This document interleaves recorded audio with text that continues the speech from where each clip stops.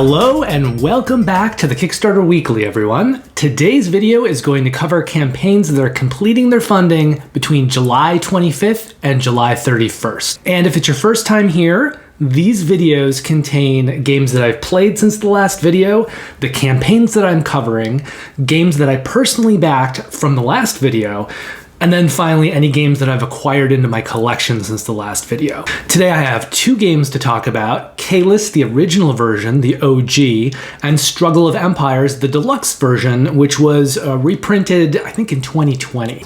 Then I'll be talking about the four campaigns that I'm covering today. The first of those is Deluxe Hanafuda deck and the 100 Torii Diverging Paths on Kickstarter. Then we'll be going over to Gamefound to look at Amun-Re 20th Anniversary Edition. Then we'll be going back to Kickstarter for Mini Express Map Expansion Packs 1 and 2. And then it'll be back to Gamefound for Burncycle New Recruits and Series Reprint. Then I do have 3 games to talk to you about, games that I personally backed from last week. I'm going to let those remain a mystery until we get to that section. Although, as always, everything is bookmarked down below, so you can always click on something and go specifically to that section. Also, any of the campaigns that I'm talking about, you can go down into the notes, click on the link after the game, and it'll take you right to their campaign. Finally, I did not acquire any games this period, so there's nothing to talk about in the final section. We'll just skip over that. So let's talk about the 2 games that I played this week, starting with Caylus.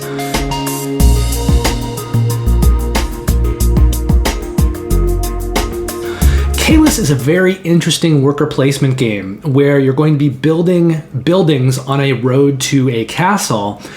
But there is this guy, he's named a provost, he walks along the road, and at the end of any round, players will be selecting their worker placement spaces during the round, but they won't activate them. Before they do that, this provost will potentially move. So at the end of the round, before players take their actions, they will each have the ability to move the provost in either direction up to 3 spaces. There's also a space on the board that moves the provost further.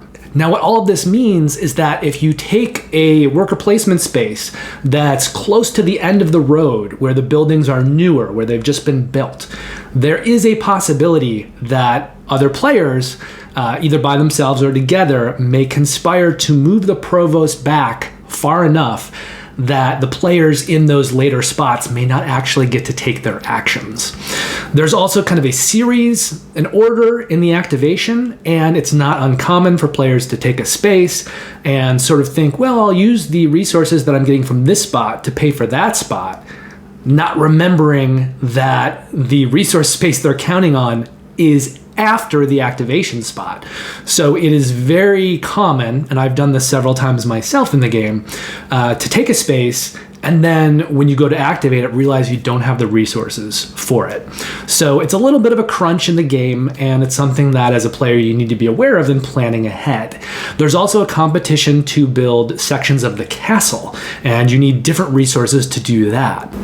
The original game came out, I think, in the early aughts. I'm going to say 2004, but I'm just throwing out there. I'm not exactly sure when. And then there was a new version that came out within the last year or two called Caylus 1303. They changed some of the mechanics in that, and when I just recently played the original version, I realized that the road is in a different order. So if you're playing the old game, you're going to start, there's a castle up top, and when you're building buildings, the player's going to be building these buildings on this road kind of leading out of town. On the newer version, 1303, you actually start at the end of the road and you build towards the castle. I think, although it's been a while since I played 1303, but I think that my brain just works better with the newer version, with 1303. I think the order, kind of building going into the castle, for whatever reason, my brain just kind of wraps its head around that kind of order of operations a little bit better than moving out of the castle. There are also some additional changes. I don't remember all of them, but the players that I was playing with, one of whom owns the old game, the original Caylus, I think he said that the original Caylus is a bit tighter and 1303 is more forgiving. I've played each version maybe 3 times, so it does make sense that as someone who's only played the versions a few times, the more forgiving version might appeal to me more. I suppose if I were to play either version a lot and get really, really good at it and kind of cutthroat, then the original version might appeal to me more because I would not be making any mistakes of my own. I would be very much in a groove and I would be able to take advantage of the tighter mechanics. But I think as a first-time player, 1303 feels like a better fit. Also, I believe that because 1303 is the newer version, the older version is just going to go out of print, and 1303 will be the version that is kept in print, which is fine for me. I like it more.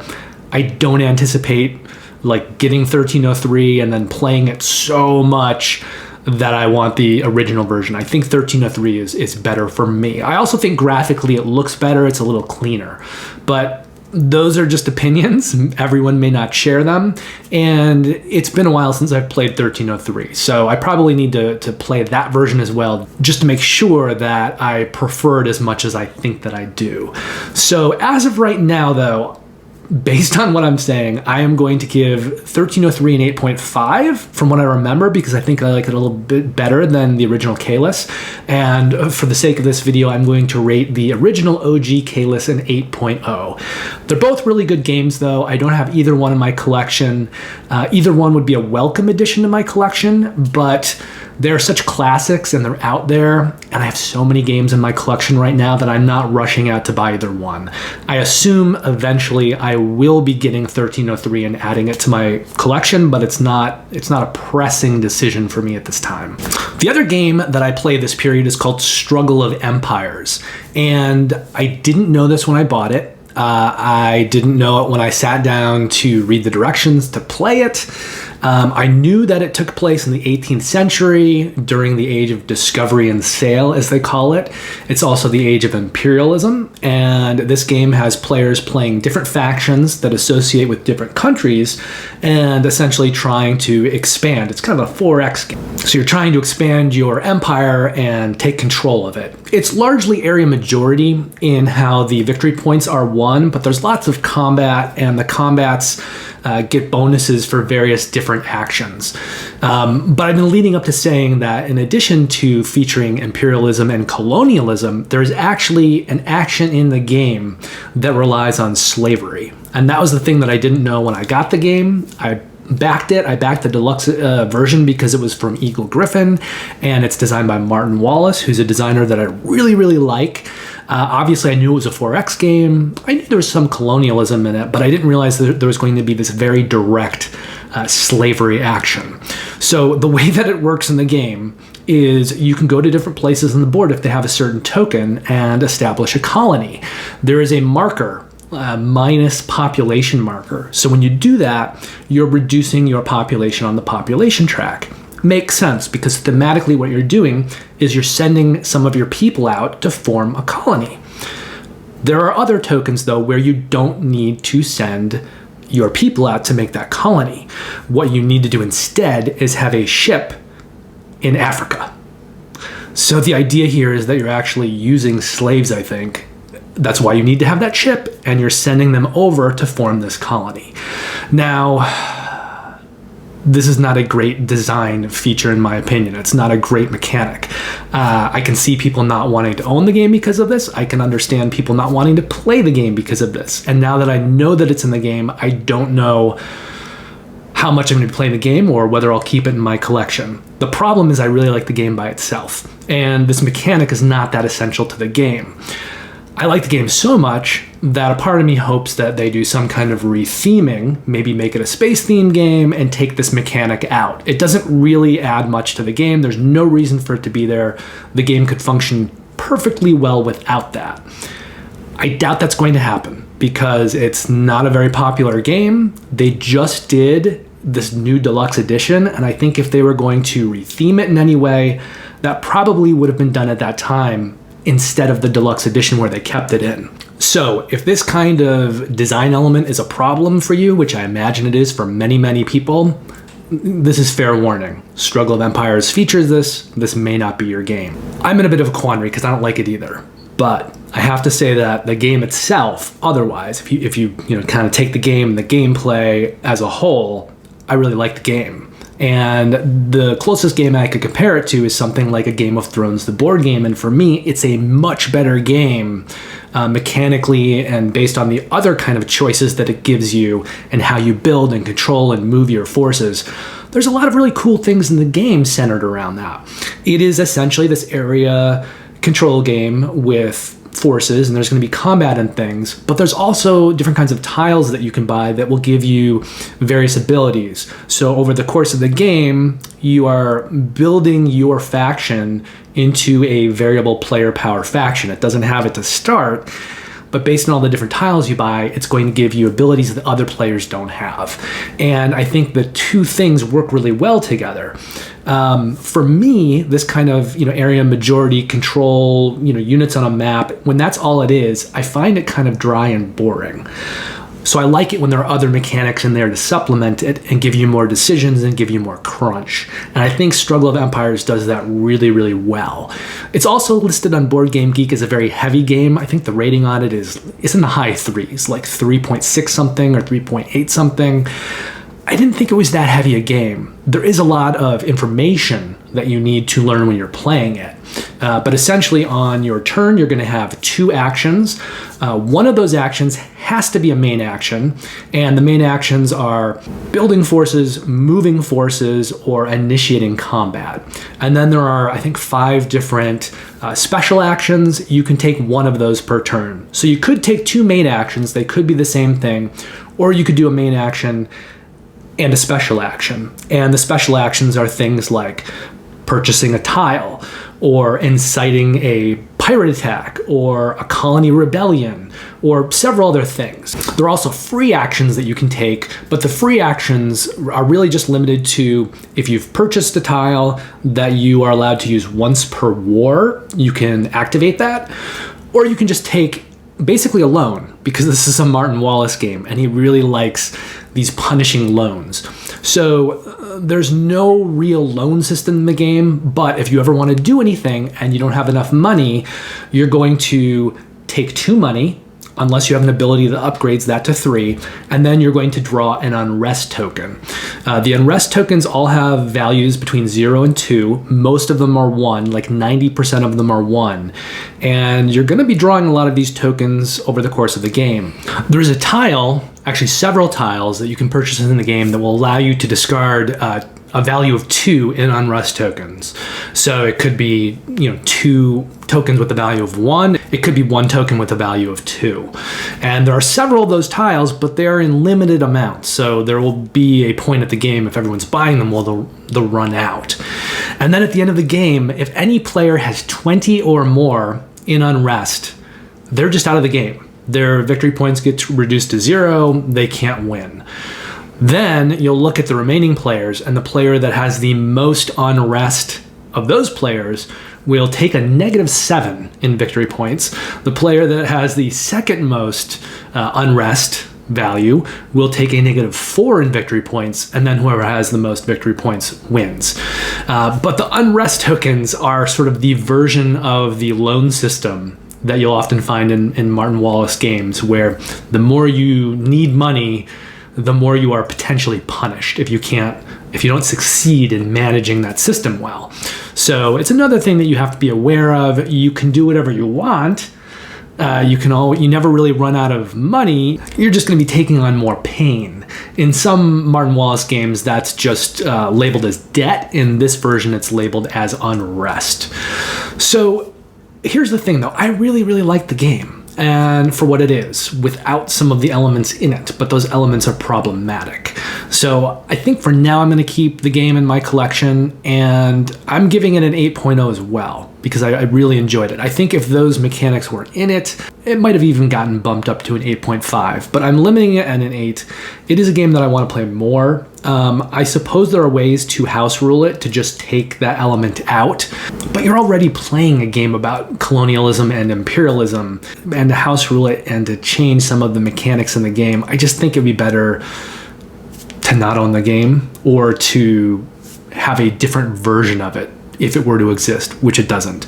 So I think what will happen with me personally is I'll probably play it a few more times, and then I'll probably just get rid of it. And it'll be a game that I don't think I'll want to keep for the long term. And I'll continue to keep my eyes peeled over time, over the years, for a rethemed version that removes that. But it is honest with what was happening at the time. It's just the kind of thing that I think a lot of people don't want to play. Even if it was real, you don't want to play that. You don't want to gamify that. So if you're watching this, at least you now know what's in Struggle of Empires, and you can make that decision for yourself. But I think in many cases, there are going to be other games out there that do similar things. Hopefully, we can zero in and find out what they are and which ones do it better, much better. But for me, for right now anyway, I think this game actually does do it a lot better than Game of Thrones, the board game. Anyway, food for thought, 8.0 for both games. One of those games I don't own, it will probably eventually be added to my collection. The other game I do own, and it will probably eventually be removed from my collection. Okay, let's move forward and look at the 4 campaigns that are completing their funding this week.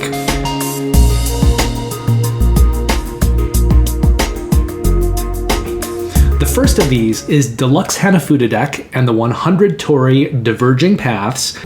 They had a minimum required funding goal of $16,000. They're currently at $39,000, which is about 2.5 times that minimum required funding goal. The campaign is going to complete its funding on Monday, July the 25th. This is a game for 1 to 4 players, plays in about 45 to 60 minutes. The complexity on the game is medium light, and we're going to set the risk associated with this campaign at medium low. Now, when I'm talking about those things, I'm talking about the 100 Torii. And this campaign is mostly for a new expansion for that game. It's called Diverging Paths. However, as you notice in the title, there's also a Deluxe Hanafuda deck. Now, like me, because I'm in the US, I didn't know what a Hanafuda deck was. A Hanafuda deck is a deck of cards that's commonly used, I think, more in Eastern countries.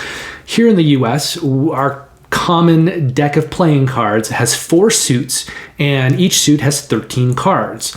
In a Hanafuda deck, it's kind of reversed. So you have 12 suits, and each of those suits has 4 cards. So a lot more suits, a lot fewer cards.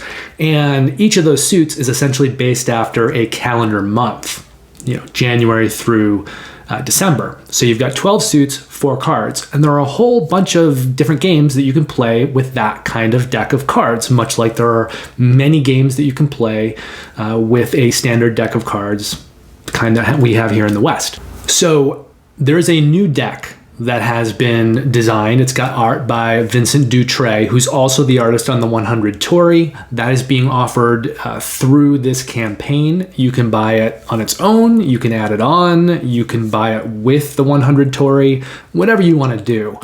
And there is a common game, one of many, that is used with a Hanafuda deck. It's called Koi Koi. Koi Koi is generally a game that's played between 2 players, so it's a head-to-head game. Bruno Cathala has created a new solo variant for Koi Koi.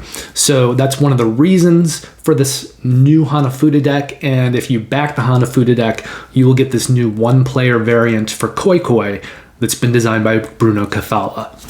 Now, the 100 Torii is a tile placement game. Players are going to be building kind of a landscape of tiles. They all have different icons on them. And as they place tiles and move around this environment, they will be able to do set collection based on different icons on the tiles. The new expansion called Diverging Paths gives you 2 more characters that you can play and a new mechanic called Shrines, or it plays off of the shrines that are already in the game. So it gives you new ways to score points off of that. Now, Scott Caputo designed the original game, the 100 Torii. This new expansion is co-designed by Scott Caputo with Eduardo Baraf. Eduardo Baraf is best known for Floriferous, Herbaceous, and Skull Hollow, and Scott Caputo is probably best known for Sorcerer City, Whistle Mountain, and Whistle Stop. The art on the game is by Vincent Dutray, the same artist who did the new Hanafuda deck, and he's probably best known for Jaipur, Lewis and Clark, The Expedition, The Quest for El Dorado, Robinson Crusoe, Adventures on the Cursed Island, and Role Player. And the game is being published by Pencil First Games. This is essentially Eduardo Barof's company, so they publish all of his games. So they, just like he, are best known for Floriferous, Herbaceous, and Skull Hollow. So there are 5 different pledges in this campaign. The first is $30. It's called Deluxe Hanafuda, and that is going to get you that new Hanafuda deck with art by Vincent Dutray and a new solo variant designed by Bruno Cathala. For $40, you can pledge Diverging Paths. That's going to get you just the new expansion, as well as 2 new mini expansions, Matcha and Sake. The original game had 2 mini expansions included with it, and this new expansion has 2 new different mini expansions as well. For $65, you can pledge Hanafuda Deluxe plus Diverging Paths. That's going to essentially give you both of those 2 previous pledges together. For $75, you can pledge Full Experience. That's going to give you the base game, the 100 Torii, with the 2 mini expansions that originally came with that, Koi and Toku, as well as the new Diverging Paths expansion and the 2 mini expansions that come with that. It will not get you the Deluxe Hanafuda deck. So it is the full 100 Torii experience, but no Hanafuda. For $100, you can pledge Deluxe Hanafuda plus full Torii experience. That's going to give you everything. The base game, the Diverging Paths expansion, all 4 mini expansions, and that deluxe deck. Continental shipping in the US is being estimated at $13, $15, $18, and $20. $13 is for the Deluxe Hanafuda deck, $15 is for the Diverging Paths expansion, $18 is for either of the 2 pledges, the one that is Diverging Paths plus the card deck or the full experience, and then $20 is the estimated shipping for the all-in that includes everything. And finally, Pencil First Games is planning on delivering the Deluxe Hanafuda deck and the 100 Torii Diverging Paths expansion in July of 2023. From there, we're going to go over to Gamefound to take a look at Amun-Re 20th Anniversary Edition. Now, this project had a minimum required funding goal of $15,000. They're currently at $103,000, which is a little bit under 7.5 times that minimum required funding goal. They're going to complete their funding on Wednesday, July the 27th. This is a game for 2 to 5 players, plays in about 90 minutes. Complexity on the game is medium heavy, and we're going to set the risk associated with this campaign at medium low. Now, this is a game of area majority and influence. It takes place in Egypt. Players are going to be buying land and building pyramids, and there's an auction bidding mechanic that plays very heavily into that. One of the big features of this version of the game is that the original version, published in 2003, was for 3 to 5 players, which is not uncommon with auction bidding games. Usually if you only have 2 players, there's kind of a back and forth, a head-to-head thing that can't really exist or doesn't play well. You often need at least a 3rd player to have more of a system that's not just a back and forth. And so there are some games out there, a lot of them are auction bidding games, which just don't play at 2 players at all or don't play well. And it's advised not to play them. So the original version of this game was 3 to 5 players only. This one's been redesigned and retweaked so that the player count is 2 to 5 and you can play it at 2 players. It's designed by Rainer Knizia. He's best known for Modern Art, My City, Ra, The Quest for El Dorado, and Tigris and Euphrates. And the artist on this game is Vincent Dutray, who we just talked about. He is also doing the art for the 100 Torii expansion and that Deluxe Hanafuda deck. So I'll just repeat myself, but Vincent is best known for Jaipur, Lewis and Clark, The Expedition, The Quest for El Dorado, Robinson Crusoe, Adventures on the Cursed Island, and Role Player. This new version of the game is being published by Alley Cat Games. They're probably best known for Chocolate Factory, Dice Hospital, and Paper Dungeons, a dungeon scrawler game. Now for this campaign, there are only 2 pledge levels, keeping it simple. However, there are a few add-ons. For $54, you can pledge the base game, and that is also going to come with the 2 to 3 player assistant expansion that's included with all versions of the game. So that is the little expansion, mini expansion, that will allow you to functionally play at a 2-player count. It'll add in these assistants to play with. That'll add basically another presence into the game so that you can have that bidding auction and it's not just 2 people kind of going back and forth.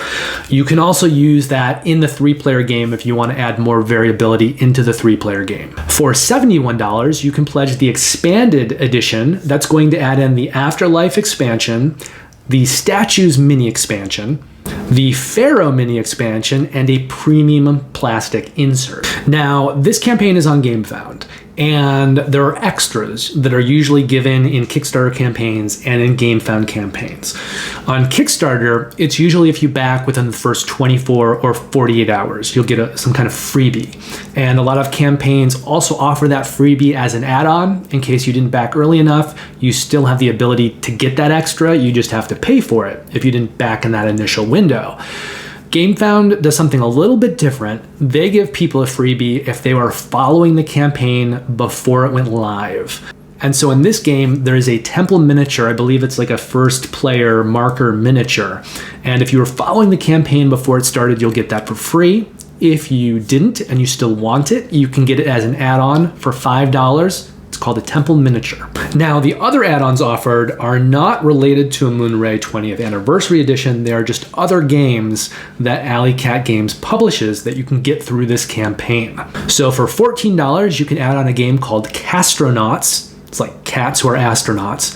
For $13, you can add on a game called Kitten. For $12, you can add on a game called Tinder Blocks. And for $46, you can add on Tinner's Trail Expanded Edition.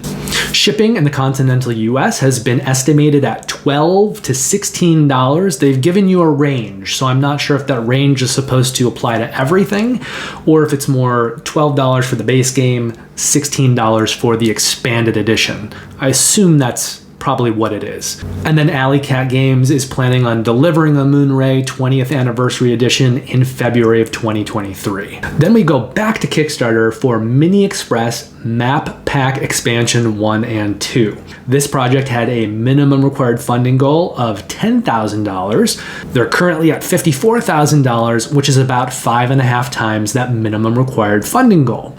This project is going to complete its funding on Thursday, July 28th. Mini Express plays 1 to 5 players in about 30 to 45 minutes. Complexity on the game is medium light, and we're going to set the risk associated with this campaign at high. Now, Mini Express is a cube rails train game that plays fairly quickly in about an hour, and it reminds me a lot of Capstone's Iron Rail series that includes Irish Gauge, Ride the Rails, and Iberian Gauge. Now, all of these games, that series and this one, in making it kind of a smaller game that plays more quickly, they take out a lot of the various actions and the pick up and deliver element. It's still featured in there. There is an amount of pick up and deliver, but it's much smaller. Instead, all of these games tend to focus more on stock holding. So you're going to be investing in the various trains, you're going to be building rail, and then you'll be getting victory points every round based on your holding. Now, the original game was designed by Mark Garrett, who also designed mini rails and steamrollers. And then this game focuses on 2 new expansion packs, map expansion packs, and each of those packs has 2 different maps in it. And again, if we're comparing this one to the Iron Rail series, the game that it falls the most in line with is Ride the Rails. And the reason for that is Ride the Rails also has 2 expansion map packs out currently. So you've got the base game for that one, plus 4 more maps that you can use. And with this new campaign, Mini Express now brings itself right in line with Ride the Rails for having the same amount of additional maps available.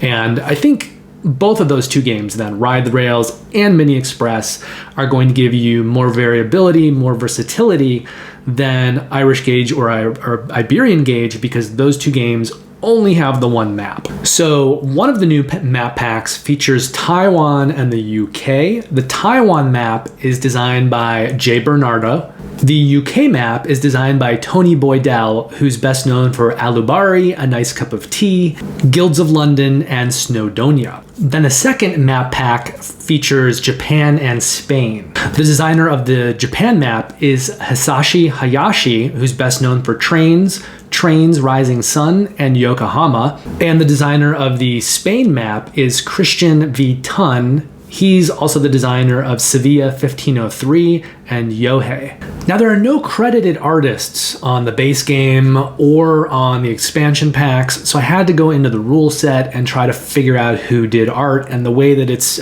credited is a little bit odd. There's no one specifically credited for art, so I'm just going to give you the names of the people who are doing different kinds of artwork within this game.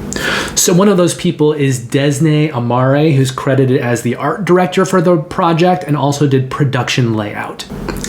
Chiyami has been credited for the board graphics, and Shogun has been credited for the map and city illustration. They've previously worked on a game called The Flow of History. Finally, David Wang is one of the developers on the game, but he's also been credited for the Europe map design. And previously, he's worked on a game called East India Man. Finally, the game is being published by Moa Ideas Game Design. They are probably best known for The Flow of History, Mini Rails, and Jiraku. Now, we've got a lot of pledges for this campaign, 10 different pledge levels. The first two are $20 each. So for $20, you can get Island Express Ticket. That's going to come with Map Pack 1, which is Taiwan and the UK. Also for $20, you can pledge Modern Express Ticket, and that's going to come with Map Pack 2, which is Japan and Spain. For $40, you can pledge Modern Island Express Ticket. That in name has combined those two previous pledges, and in content, that's what it's done as well. So if you pledge at that level, you're getting both map packs. For $45, you can pledge Core Express Ticket. That's going to give you the retail version of the game. So neither map pack, but the retail version of the game. For $79, you can pledge Full Express Ticket. That's going to give you essentially everything for the game. So that'll give you the retail edition, both new map packs, and a collector's box that will hold the two map packs together. For $109, you can pledge Golden Express Ticket. That is going to give you the same thing from Full Express Ticket, but it's going to add in another game, a game called Mini Rails, which is similar to Mini Express, but it's a separate game. For $120, you can pledge the Core Express All-In. So that is going to remove Mini Rails. It's going to remove both map expansion packs and the collector's box. So you're essentially just getting the retail version of the game, but you're going to get some add-ons with that. Included is a wooden insert, a playmat set for the base game, and the tiles in the base game upgraded to wooden tiles. So this is essentially the deluxe version of the game with these extra kind of add-on things that will bring that version from the retail version up to the deluxe version. But you're not getting any other stuff. It is just the base game, the retail game, deluxeified into a kind of an all-in deluxe version. Now for $155, which is the Modern Island all-in, you're going to add some things in and take some things out. So you're no longer getting the wooden insert for the base game, you're no longer getting the playmat set for the base game. You still are getting the wooden tiles.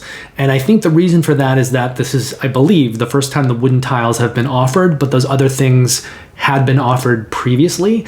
So I believe this is the pledge level if you have the base version of the game and the kind of deluxe stuff for that other version of the game, which would include the wooden insert and the playmat set for the base game, then this will give you everything else. So you'll get wooden tiles for the base game. You will also get wooden tiles for both map expansion packs. You're also going to get playmats for the map expansion pack. So not for the base game, just for the map expansion packs. You're also going to get both of those expansion packs, the collector's box, and a wooden insert for the expansion packs. So you're getting stuff that you probably already have for the base game, but you're getting it for the expansion packs along with the expansion packs. If you pledge at $248, which is the Full Express all-in, that is going to get you all of those things plus the wooden insert for the base game and the playmats for the base game. So it's adding those things back in. Some people may have those two items. If that's the case, then they want the $155 pledge. If they don't have those things, they want everything, then they want that full express all-in pledge. Then there's one more pledge left at $278. It's called the Golden Express All-In, and that's going to give you everything from that previous level, and then it's going to add Mini Rails, the other game, the standalone game, back in. Now for shipping in the continental US, they've got 4 different estimates: 17, 19, 22, and 27. And the way this works is that if you're getting one expansion map pack, it's $17. If you're getting both maps, it's $19. If you're getting all the maps and the base, it's $22.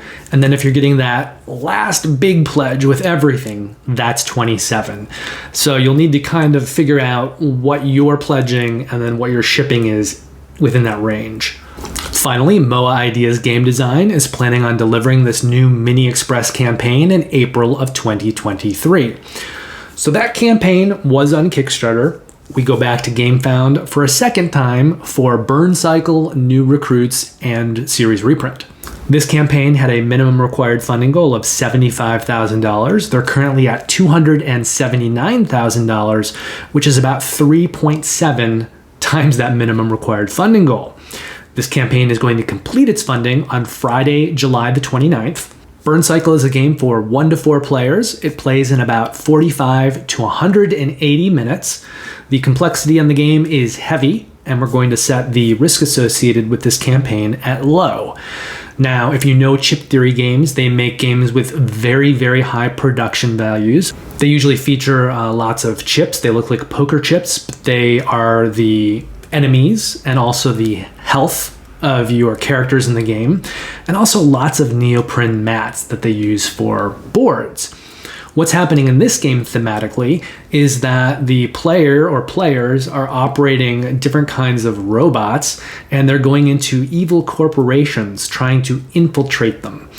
And it's a little bit of a programming game in that sense, because you're going to be planning out your actions sort of ahead of time to try to get these robots to do what you want. So it features action points, it's a cooperative game, and it has variable player powers because all of the different robots are going to have different abilities that can be used in different ways to do different things, and you'll need to use them together to achieve your objectives. The game is co-designed by Josh J. Carlson, who's previously worked on Cloudspire, Too Many Bones, and Too Many Bones Undertow, and Shannon Wedge. And the art in the game is by Yohan Bossonnet, who's previously worked on Blood Bowl Team Manager, the card game, The Lord of the Rings, the card game, and Mansions of Madness 2nd Edition, as well as Anthony Letourneau, who's pretty much done all of the Chip Theory games art. So if you know Chip Theory games, his art will be very identifiable for you. And as such, he's worked on Cloudspire, Too Many Bones, and Too Many Bones Undertow. Those are his highest rated games. Finally, Chip Theory Games, same deal. Their highest rated games over at Board Game Geek are Cloudspire, Too Many Bones, and Too Many Bones Undertow. Now we've got 5 different pledge levels on this campaign and a lot of add-ons to go over. So the first pledge level is $45. It's called the New Gameplay Bundle, so it will get you all of the new stuff. That includes a new corporation. These are the things that you're invading, you're infiltrating. This one's called Ebwall Corporation. It's also going to get you a new group of robots. This one's called the Renegades Bot Pack. So these are the robots that you can choose from when you're forming your mission. And then there's also the Robophobia micro expansion. All 3 things will be included in the New Gameplay Bundle. For $150, you can pledge base game, and that's just going to get you the latest edition of the base game. For $185, you can get the base game and the new gameplay bundle that's going to combine both of those pledge levels. And then for $220, you can pledge the all gameplay bundle. That's going to give you the previous pledge level, plus the Biodefend Corp and the Specialists Bot Pack. These are things that were available through the original campaign. So they gave you a new corporation at that time and a bot pack at that time. They've given you a new corporation and a new bot pack through this campaign, but this is a way to also get the ones that were offered earlier. Finally, for $460, which is a huge jump there, that's the all-in, and that's going to add in a bunch of kind of deluxe components. I'll name them here, but I'm going to talk about them when I get to the add-ons because they're also available there. So if you want some but not all, you can pledge at a lower pledge level and then add on specifically the ones you want. But it's going to include a deluxe draw bag that you'll be drawing out of, a deluxe playmat, extra action dice, 2 sets of brass pewter miniatures. They're called Brass Mag Figures Volume 1 and Brass Mag Figures Volume 2, and then a lore recruitment portfolio. Now, the stuff that is available as add-ons, for $150, you can add on an additional copy of the base game. For $30, you can add on Biodefend Corporation. Also for $30, you can add on Ebwall Corporation. For $15, you can add on the Renegades bot pack. That is the new bot pack. Also for $15, you can add on the Specialists bot pack, and that is the bot pack that had been available previously. Also for $15, you can add on the Robophobia micro expansion, and this is included in the new gameplay bundle. But this little mini expansion features a character called Phobia, but it's spelled F-A-U. It's a play on words, play on spelling. You've got 2 different meanings there. And it's essentially a little solo campaign. And the contents of it are going to be determined by the stretch goals. $15 will also get you extra action dice. $20 will get you that deluxe draw bag as an add-on. $60 will get you the deluxe playmat. And this is a big neoprene playmat. It's got 2 sides to it. It's not really necessary because as you're playing the game, you're going to be building rooms with other neoprene mats. But this mat would essentially hold the other neoprene mats and show you where you can place them. And it'll also give you a place, it's labeled on it, to put various components and cards and things like that. So there's a place for everything. And then if you flip it over, there's just kind of like a gray background, and you can use that mat for anything if you just need a generic general mat for other games. So it's 2-sided. One is specific to burncycle, the other is a general gray mat that you can use for anything. $35 will get you the deluxe lore recruitment portfolio. This is nothing that's necessary to gameplay. It's essentially fiction and flavor text and extras. So if you're really into this world, if you're really into the lore of this world, and you want something more that's going to expand on that, maybe this is the add-on for you, but it is not directly involved in gameplay. For $5, you can get a crossover equipment pack, which is going to give you some extra bonus cards. And then for $75, it's not cheap, you can add on the Brass Mag Figures Volume 1. Also for $75, you can add on Brass Mag Figures Volume 2. Now, these are brass pewter figures. The way that these work, there's little magnets in the bottom, and so they're actually going to stick magnetically to the chips so that you can place them on the chips, and it'll make your game, which is a chip game, you're moving around tokens, those are the enemies and the characters and your health. It'll kind of upgrade that so that you'll essentially have these brass pewter miniatures in the game. But if you want both packs, it's $150 to add them both on. So this is not a cheap upgrade. But like everything that Chip Theory Games does, I'm assuming that it's of very high quality and very well produced and worth the money, if that's something that you want. The first pack, Volume 1, is 22 different pewter miniatures, and then the second one is only 14, but a lot of those figures are captains, which are more specific sculpts. Each one's different, and they represent different leaders of the factions and things like that. Finally, for $1.50, you can add on a reference card pack. It's just going to give you, it's essentially a player aid that you'll be able to use during the game that breaks down the various actions and rules and makes it easy for players to reference while they're playing. Now, Chip Theory Games is always really, really good about shipping. Essentially what they're doing is they're creating the game, they're creating the products, and you're probably paying a little bit extra for the pledge prices than you otherwise would be, and then they're saving you on shipping. So they're keeping their shipping in a tight control, and I'm assuming that's being done by them, not cutting the cost of their pledges and their components down to the line. So how they do that is shipping is $15 across the board. If you order a huge all-in package. I think even if you add on other games, if that's offered in the Pledge Manager, your pledging is still $15. So it is a great shipping option out there. And it's one of the features that Chip Theory Games always includes in their campaigns. They just have very good, very approachable shipping. Finally, Chip Theory Games is planning on delivering Burncycle, New Recruits, and Series Reprint in March of 2023.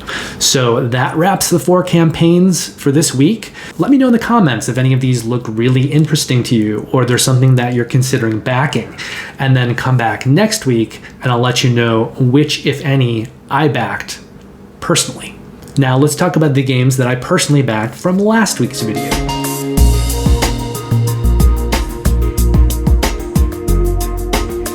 If you remember, there were 4 campaigns. So there is one that I did not back, and that was Summit Sanity plus Big Box. And that is a game from Inside Up Games where you're climbing up a mountain. It's got a few different expansions. There's a Teams expansion produced previously, so you can play it with a partner, kind of play 2 versus 2 or 2 versus 2 versus 2. There was also a Yeti expansion produced previously, so you could have a Yeti chasing you around the mountain that you're having to deal with. And the newest expansion was called Sanity. It added in a mental element. So in addition to the base game offering all these things that possibly compromised your physical well-being and were things that you had to deal with, this adds in a mental element as well. I think the game looks really interesting. I'd really like to play it at some point. But I have a lot of games in my collection right now. I have over 700 games. So I have to make some hard decisions, I think. And as time goes on, more and more hard decisions.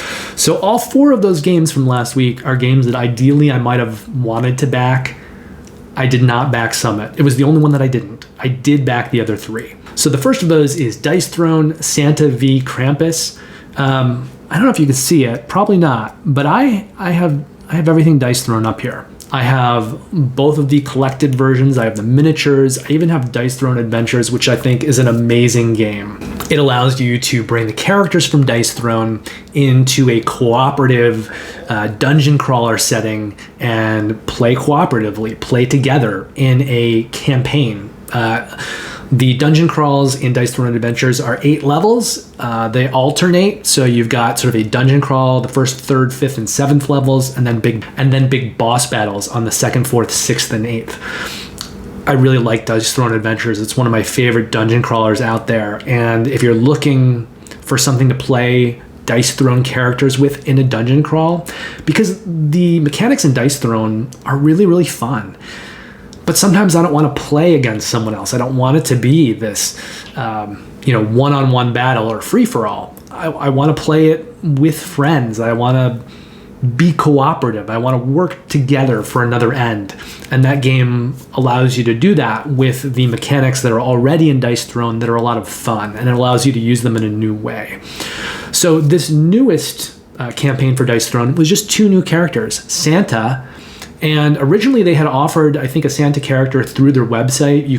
It was like a print and play, but it used a lot of the barbarian characters' mechanics. It was kind of a reskin. So in this new version, it is no longer a reskin. They have designed a whole new character for Santa. They've also designed Krampus. And there are miniatures for both of those characters. They did a Marvel version of Dice Throne, which I also have. They did not produce miniatures for Marvel Dice Throne. There's only standees. And I've been told that it has something to do with the licensing. So they could get the licensing for the game, but not to produce miniatures. Hopefully at some point in the future that will change, but for now, if you're playing Marvel characters, you're either limited to standees or you have to try to get the miniatures elsewhere, maybe through Marvel United or Marvel Crisis Protocol. But even if you want to do that, they're not going to be sculpts based on the amazing Manny Tremblay art of Dice Throne. So even if you added them in, they're going to look a little different. They're not going to be of a piece with all of the other Dice Throne miniatures. So I am hoping at some point we get official Dice Throne Marvel miniatures. And I'm thinking that could possibly happen if they end up doing a Marvel Dice Throne Adventures, because they would probably do the miniatures through that campaign. We'll see if that eventually happens. Either way, I'm excited to use my Marvel Dice Throne characters with standees in Dice Throne Adventures. But this latest campaign was just for those 2 new characters, Santa and Krampus. They did come with miniatures, so you can use them to full effect in Dice Throne Adventures. And it even came with Santa's Workshop, which is a new, I think, location, probably some new components that will play in Dice Throne Adventures. It was a smaller back for me since I already have everything else. I just needed to get the new stuff, which was I think like a $40 pledge or something. So it wasn't a huge pledge, but I love Dice Throne. I love Dice Throne Adventures, and I'm continuing to kind of add everything onto that as it releases. I also backed Drop Bears, and this is kind of the other end of the spectrum because Dice Throne is a really popular IP. It's now getting connected to Marvel, which is also hugely popular. Santa and Krampus are kind of popular in their own right. So Drop Bears is essentially by a lone designer who also does some of the art. And he previously produced a game called The Ratcatcher, the solo adventure game. I've played that digitally. It's a great game. I really, really love it. It's got this great steampunk art. It's got different characters that you can go into the sewers with to try to clean them up and take care of all these rats. There are different big boss rats. There's even a new big boss rat that was an add-on through the Drop Bears campaign. So I think if there's any justice in the world, that the Ratcatcher should be getting all of the excitement and hype that Final Girl is getting, because I think the Ratcatcher is a much better solo game, but that's not always the way that the world works. However, I continue to be very impressed by Matthew Aslan. So on his latest title, which is called Drop Bears, he's designed that. I think he's done some of the art, but most or a lot of the art is also done by another artist on this game. Her name is Patricia Gutierrez. And the game's being published by Matthew's company. It's called Platypus Industries. Anyway, I was such a huge fan of the Ratcatcher, and I liked what I was seeing in Drop Bears. It features this urban Australian myth of drop bears, which are these kind of mad, crazy koalas that drop down from the trees and attack unsuspecting, probably dumb, probably American tourists.